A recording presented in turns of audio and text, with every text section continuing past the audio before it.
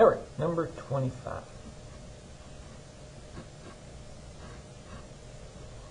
So we got 5W minus 5W minus 10 over W minus 3 equals negative 5W minus 3. Okay? So on this one, our least common denominator is W and then W minus 3, right? We need both those. And this one has that one as well. So really what we're going to do, we're going to end up eliminating our denominators on this one, so it's an equation. When we don't have an equation, it's just an expression we're simplifying, and then we got to keep that denominator. But on this one, we can eliminate it away. So the thing that this one's missing, though, is a W minus 3. This one's missing a W, right? And this one's missing a W, right? That's what we're going to have to multiply this time. So if we're multiplying this time, this is a 5W. And then 5 times negative 3 is 15, and negative 15. And then we got to be concerned with this, right? But let's go ahead and make these things the opposite. Let's flip these signs on here. That way we know what we're going to end up with. Now this is a negative 5 times W, which is a negative 5W squared. And then 10 times W is 10W. Okay, equals, and this is just going to be a negative 5W. Okay, and now let's combine like terms. We're going to combine this one. Okay, and let's put them in order too. So let's do this negative 5W squared, and then combine these so we get a 15W, okay, and then minus 15. Okay, this equals a negative 5W. Now I'm not a huge fan of having a negative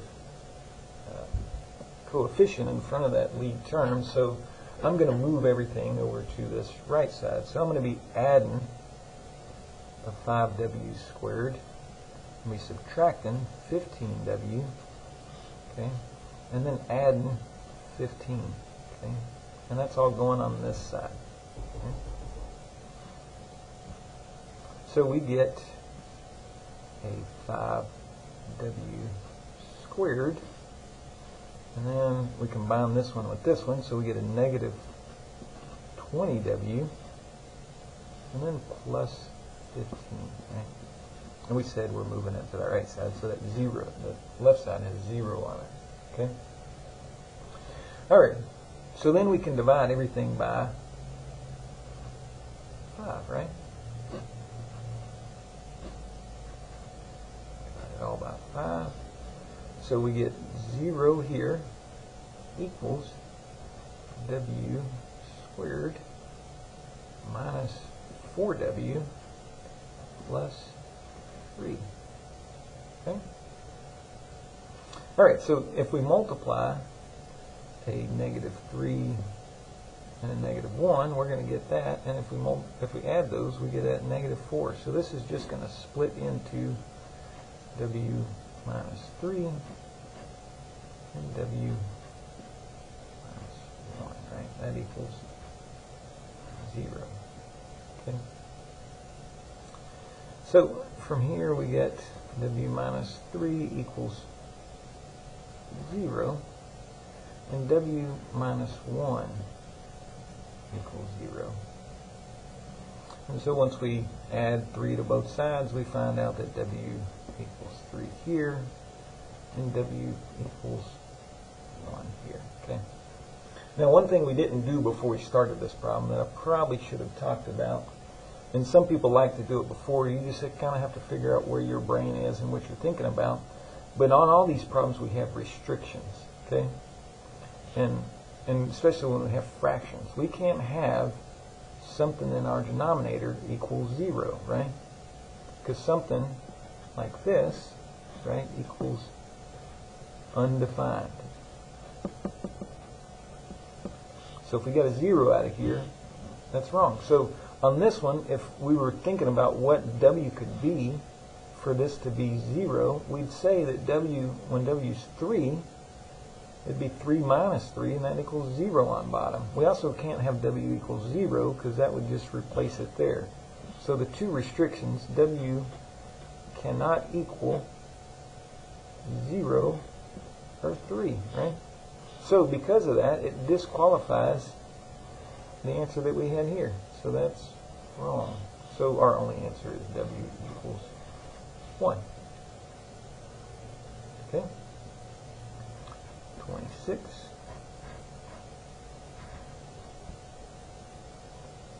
We got 9 over Z plus 9 equals negative 3 over 5Z. Alright, so one thing we're going to realize when we have, this is a proportion, okay? And what we can do when we have proportions or fractions that are equal to fractions is we can cross multiply these things, okay? And after we cross multiply them, our products are going to be equal, right? So we'll do this one first. We can do 9 times 5Z, which gives us 45Z. And set that equal to this, right? So then we get negative 3 times Z, which is negative 3Z. And then negative 3 times 9 is negative 27. Okay. Next thing I'm going to do is going to add my 3Z on both sides. Right, we already have variables over here. So it makes sense to just bring variables over here and leave our numbers over here. So it's going to be 48Z equals negative 27. Okay. And then we're going to divide everything by 48.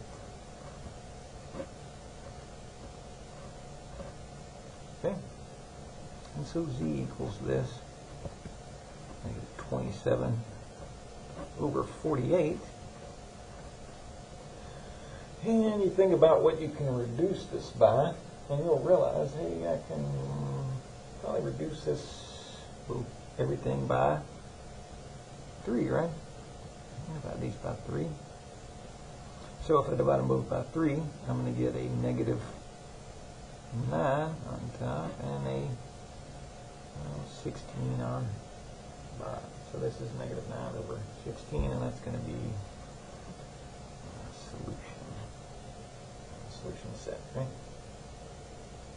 And we'd still look back to see, make sure that this won't equal 0 on bottom if we plug that in, and we'd need a negative 9 right here, and we need a 0 right here. So that's our restriction on that. So this is a good answer. All right. 27.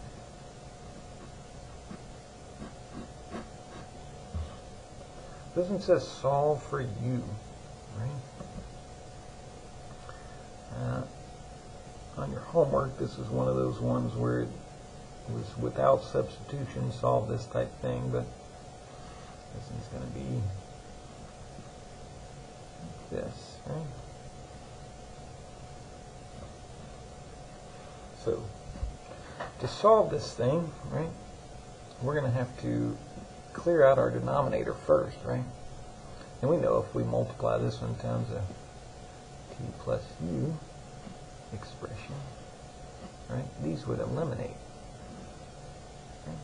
So let's multiply this times t plus u. Okay?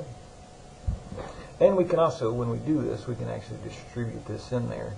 I don't typically like to do that, but we're going to do that. Okay? So we're going to get RT plus RU equals that 12S. I need to remind myself what I'm solving for. I'm solving for U. Okay? So we're still trying to isolate this. Okay? So what we can do next is since this is being added to this, we can subtract our RT. Okay?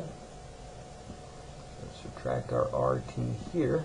Okay? And so now we're left with RU, because these eliminated, equals 12S minus RT, right?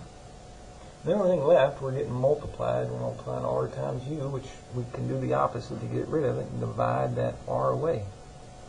Divide that R away. So then we would say that U is equal to 12S minus RT over R. Another thing you could do is actually split these two terms out. Okay? And I think this is what we're getting as far as what we have on our answer sheet.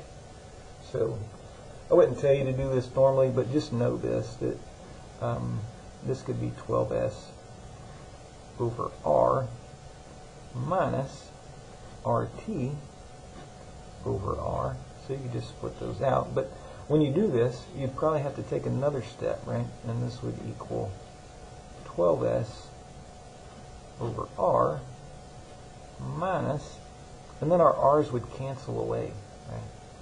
And so we'd just be left with T. Okay? So that's what U could equal as well, would equal this business here.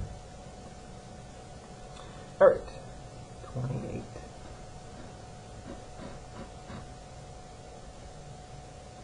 The cost in dollars of filling your gas tank is directly proportional to the amount purchased. If 20 gallons of gas cost $25, how much would 23 gallons cost? You could do this a few different ways, but it's talking about proportion, so let's set it up as a proportion, since they're kind of hinting and trying to guide us to do that, it sounds like. We can just set these up, and this, just like this was a proportion, right? We're going to set this one up as a proportion. Now, we're going to try to go from 20 gallons to 23 gallons, right? And this one costs 25, right? I was going to put zeros at the end of that, but it's easier just to keep it like that. And we just don't know what the 23 gallons would cost, right? So we can just solve this just like this and do 25 times 23 and 20 times x. So 20 times x is going to give us 20x, and then 23 times 25 is going to give us 575. Right? Then we're going to divide everything by 20. Right? We can reduce that fraction, but let's just divide this by 20. And get a perfect answer. So this is going to cost us $28.75. Okay.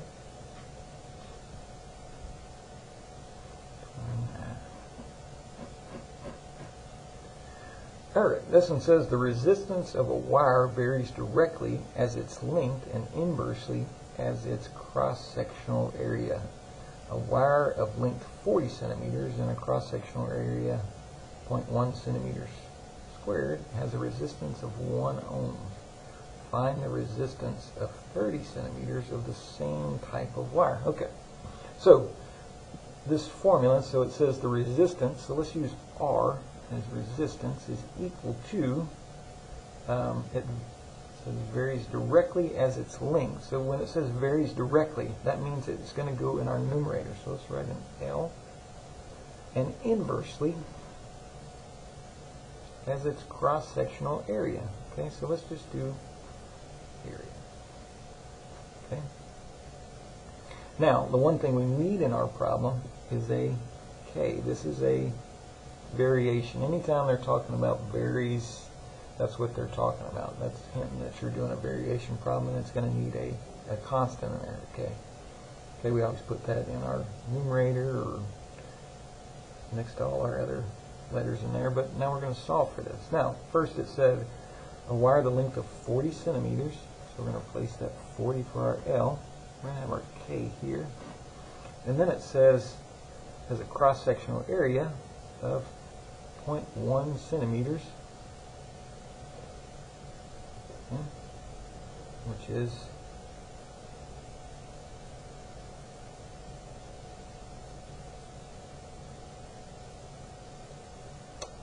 0.1.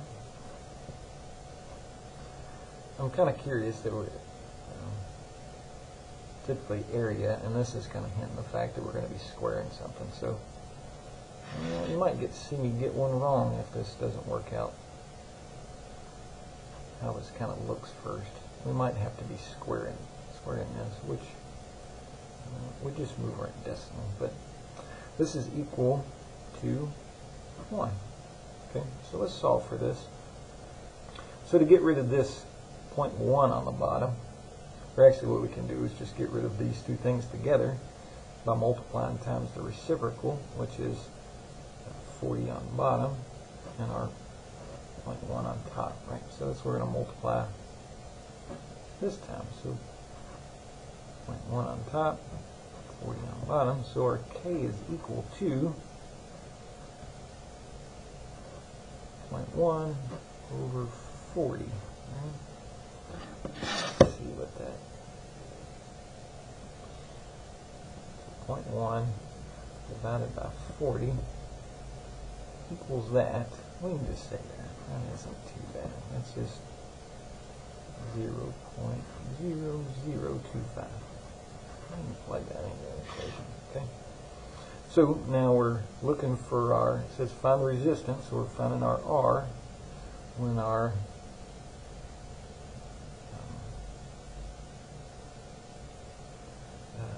we're doing 30 centimeters of that. With that same type of wire, we're still over that 0.1. Okay. We're multiplying this one times that K, which was 0.025, right? Alright, so we're going to take our calculator and do this math. So we're going to do 30 times 0.0025. Right, and that equals that. And then we're going to divide it by 0.1. Just move our decimal, right? So we're saying our resistance is equal to 0.75 ohms, right? All right.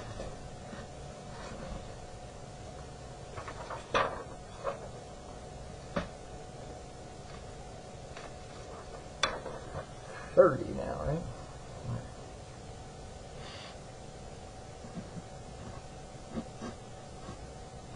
All right, 30 says that it's 196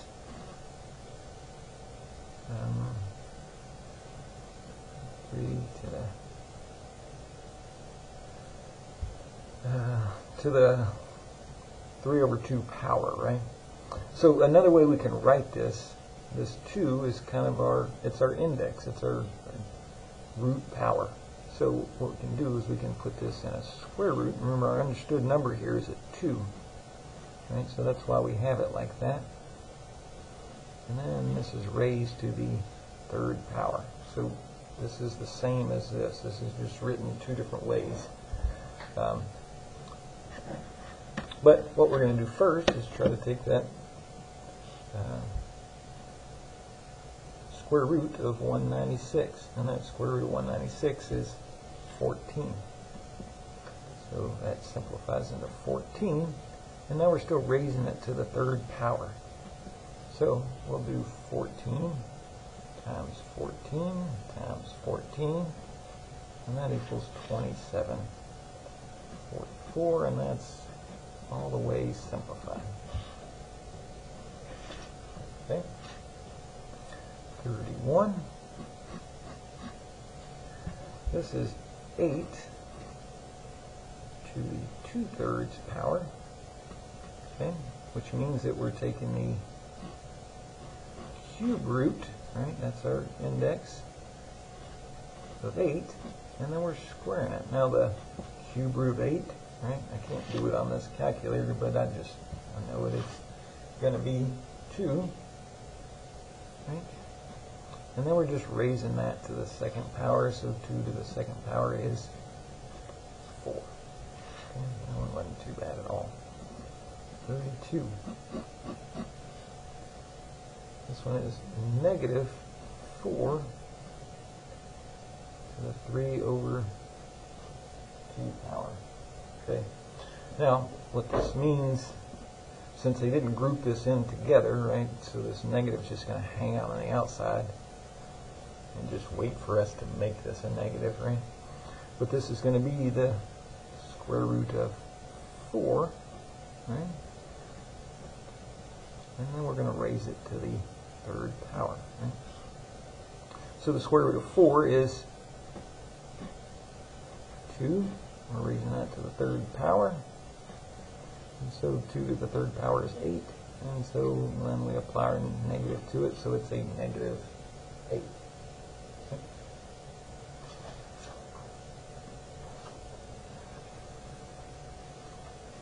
All right, number 33.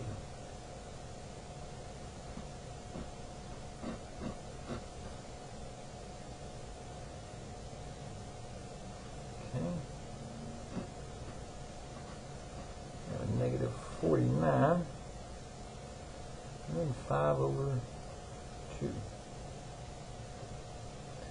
Okay.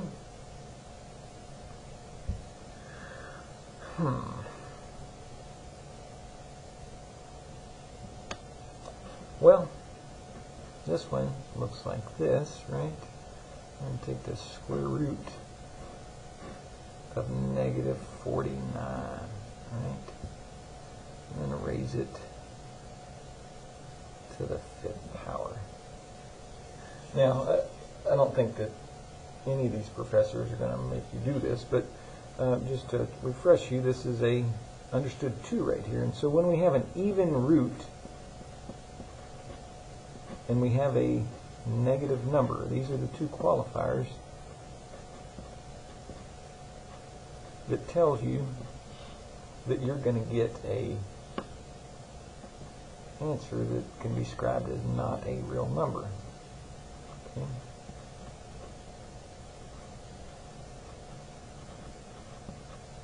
Now, if we wanted to keep doing this, we could, and you can skip right past this because this is the answer that your instructors are looking for with this. But just for fun, we're going to multiply this. Now, let's go back to this. So we got the square root of negative 49, right? We're raising it to the 5th power.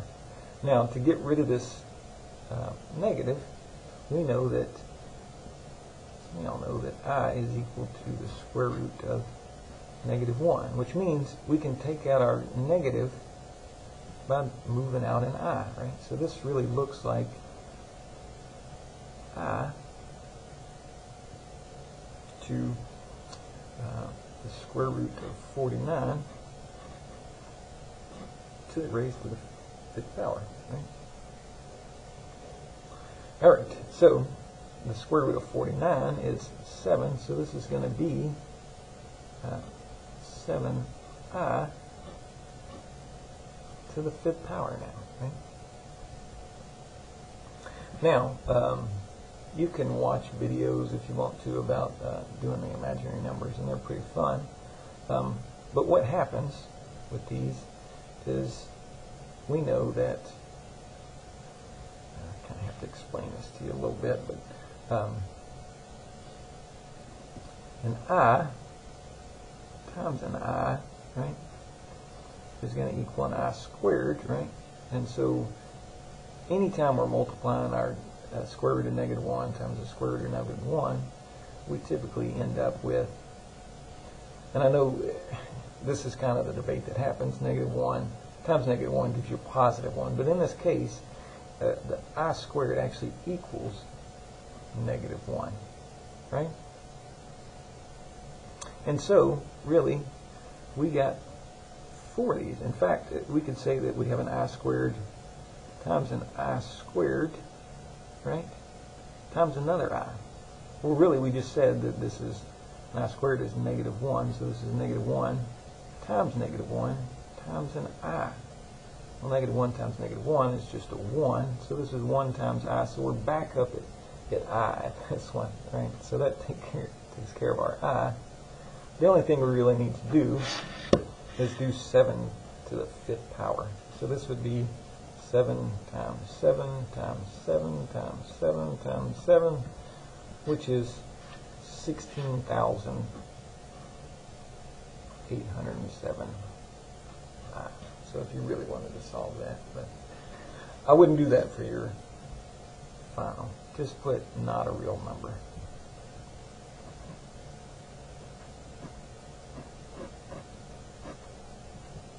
But you'll probably have to do something like that for your college algebra class. So. Not a bad skill to know to go right into it. So this one says simplify completely. The answer should contain only positive exponents. All right, so this is 3 to the 1/7, 3 to the 4/7, and 3 to the 1/7. Now, anytime we have exponents that are being multiplied by each other, remember we add our exponents together, right? So this is really just 4/7 plus 1/7. So really we just add the numerators of these things. So this is going to be, our denominator is going to be 3 to the 5/7. Okay, and 3 to the 1/7. Okay. Now anytime we're dividing, we're going to be subtracting. So we're really doing 1/7 minus 5/7. Okay, and this gives us a negative 4/7. Right? So what this means is it's going to go away on top, right? So we're really going to be left with a 1 on top. And this is going to be 3 to the 4/7. So it just means that that's going down into the bottom of or into the denominator. Okay. Last one for this page is 35. Okay. And we got 8u to the negative 3 v to the 9th power over u to the 9th power and v to the 6th power.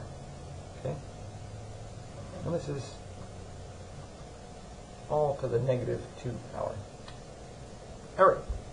So what's going to happen with this? Just want to double check and make sure I copy this down right. Is we're going to keep this the same. Okay? So 8 is going to come over here.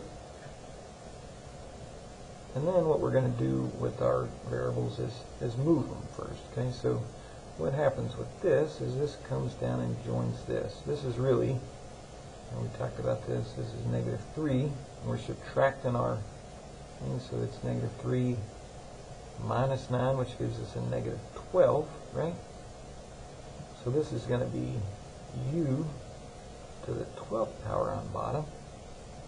And then we're actually doing a 9 minus 6 with these things, right? So this equals 3, you know, so we had a negative 12 here, so that meant that it goes in the denominator. This one's positive, so this one's going to stay on top. You can also look at it like we're eliminating 6 of them here and 6 of them here, so your v does still stay to the 3rd power there. Okay. So the next thing I want to take care of, now that we simplified the parentheses inside, is I want to take care of this negative exponent. This negative exponent means that our fraction flips. So this u to the 12th comes up to the top, right? And then our 8v cubed goes to the bottom. And now we lose our negative, and it's still just to the 2nd power. Now we have to square everything, okay? Now when we're squaring exponents, or raising exponents to exponents, and we multiply, right? So this is going to be u to the 24th. Oop. 24th. And then we're doing 8 times 8, which is 64. And then b to the 3rd raised to the 2nd power. We're just multiplying those. That's going to be b to the 6th power. Okay. And check it. Yep. All right. And that concludes our page 3.